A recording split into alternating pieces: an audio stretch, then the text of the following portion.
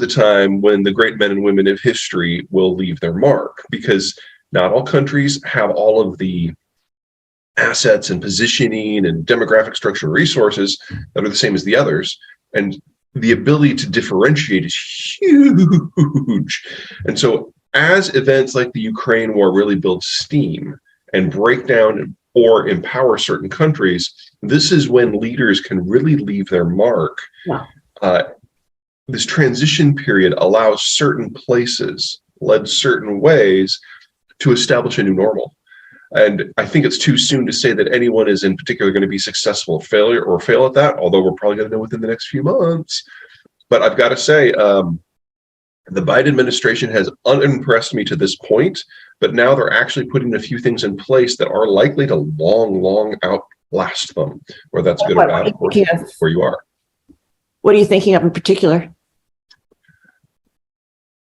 One of the key tenets of globalization was the idea that the United States would trade security protection and economic access in exchange for allowing the United States to write your security policies vis-a-vis the Soviet Union and the Cold War. So as long as you let us call the big shots, you can have everything else that you need to run a modern economic system, and you don't have to fight for it. What we're seeing with the Biden administration is just the first piece of that. The security agreements are back on track. Right.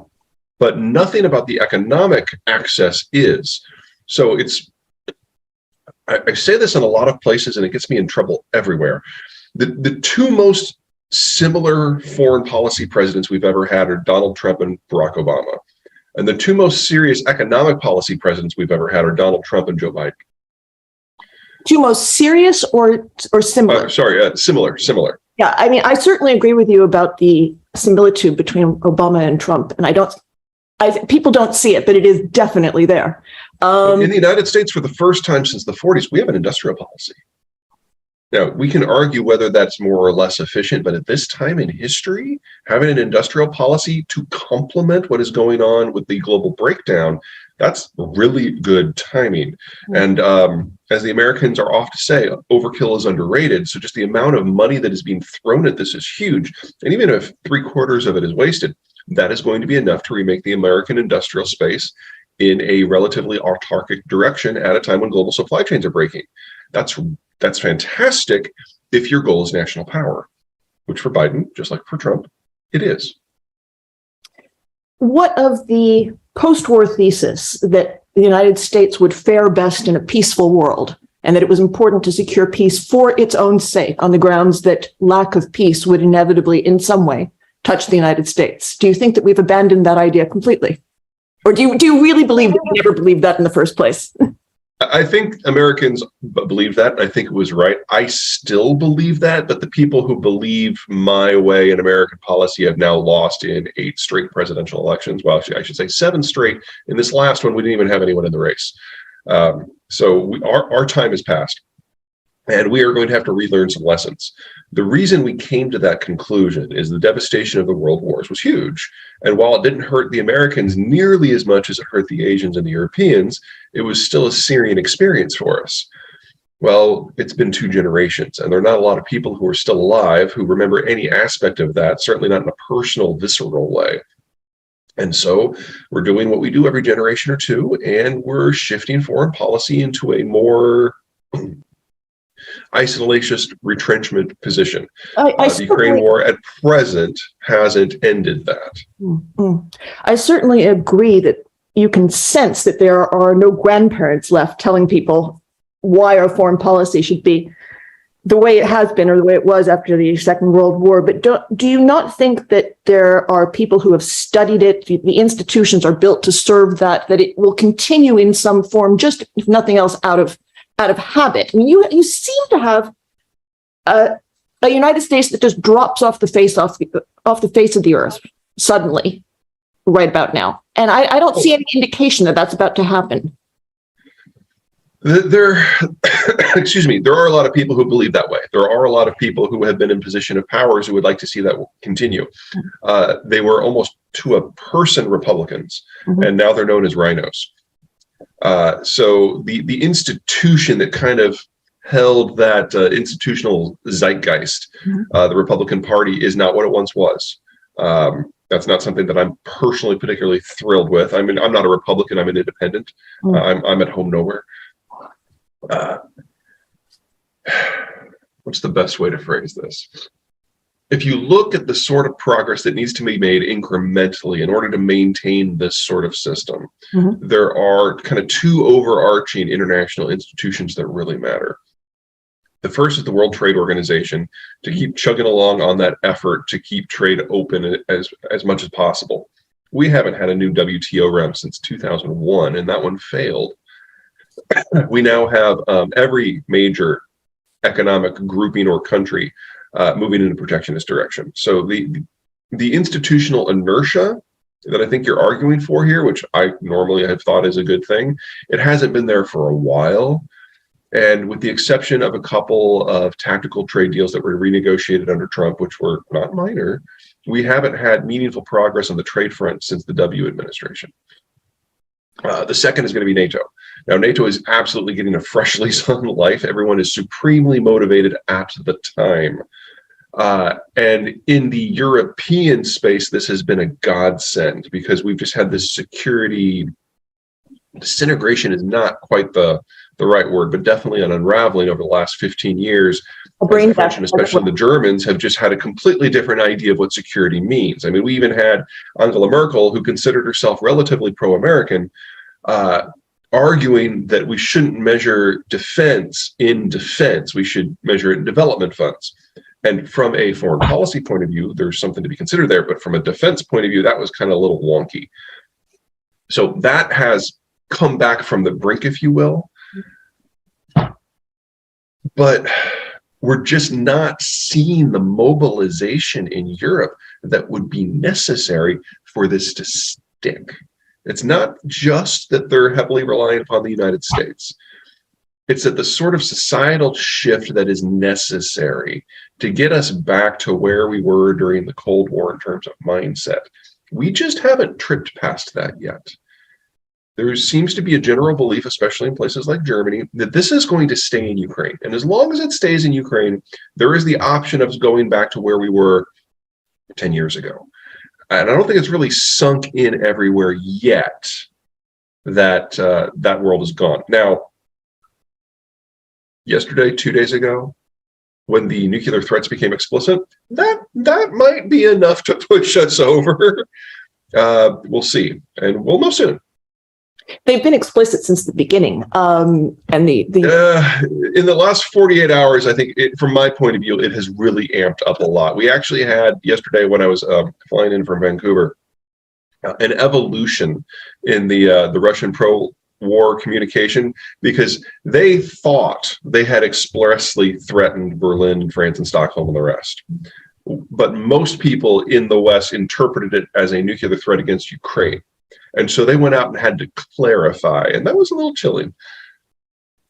Well, I've thought it's pretty chilling since the beginning, but I'm wondering, what exactly would you expect to see if you thought the message was really getting through? Would you see? Oh, that's pretty straightforward. We need at least 3 NATO divisions in the Central European countries hard up on the Ukrainian border. If the goal is to really dissuade the Russians and to convince them that this is something where the West is one and the West is going to act and the West is not going to is going to be ready for whatever's after Ukraine, you have to have troops on the edge. Yeah, I agree. Do you think that our failure to put the troops there, or to insist that they be put there, is owed to a failure to appreciate the threat, or is it owed to what do you think is going on with the Biden administration? I think the Biden administration is working with the toolbox that it has. It's a little bit constrained in the United States, not as much as the past 3 presidents, which is actually, significant progress. And I don't necessarily think that this is a failure of the Biden administration to act. It's a failure of capacity on the European side. There just aren't a lot of European countries that have forces that are even capable of deployment at this point. So the toolkit that we would have just reflexively reached for in the Cold War, we've bit by bit denigrated and demobilized that over the course of the last 30 years. Canada and Germany are probably the best 2 examples here. They've largely given the Ukrainians most of the equipment that they're capable of giving at this point, because they haven't really built out any of their military capacity since the Cold War ended.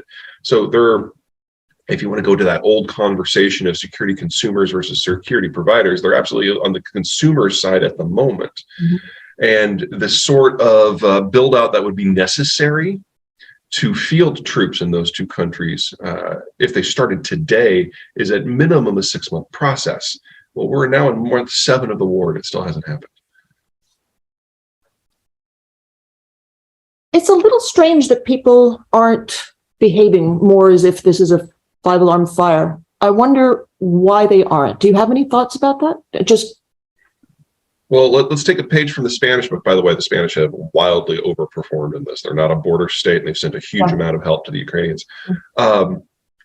The way the Spanish look at this is that security is something that the Americans take care of.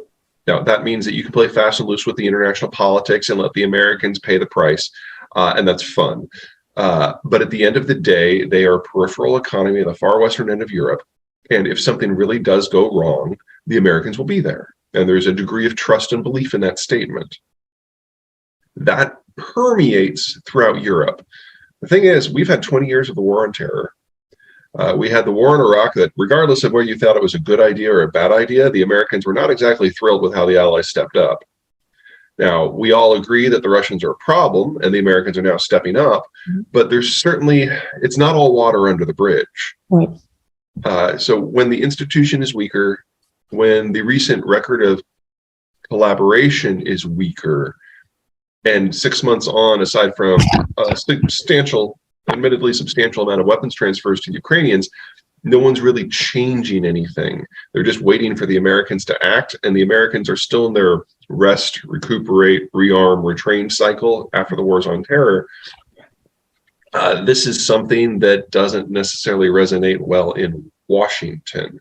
Now, on a foreign policy point of view, the United States is probably more united than at any time since 2002, which, considering where our politics have been, wow, thank you, Vladimir Putin, we kind of needed that. But it's going to take time to build out the stuff that we need. The Russians are clearly seeing this with their military deployments, but the same applies to us. Yeah. What happens if Trump is elected again? I'm not going to make a prediction on that at this point. The belief in Moscow was that if we had a second Trump administration instead of a Biden administration, that in the first year he was going to functionally withdraw the United States from NATO, and he could just walk in Ukraine and take whatever he wanted. It wasn't until that didn't go that direction, and the javelins started ending up on the front line, that the Russians felt they needed to move. If Trump were to come in a year or two, the problem with predicting what Trump is going to do is he literally just makes it up as he goes. And anyone who comes into the room with advice or background is somebody he either fires or won't let talk. If he stays true to form, if he continues what he did in his first term, I would expect the weapons deliveries to stop on a dime. Now, he's erratic on a good day, so you don't know how that is going to play out.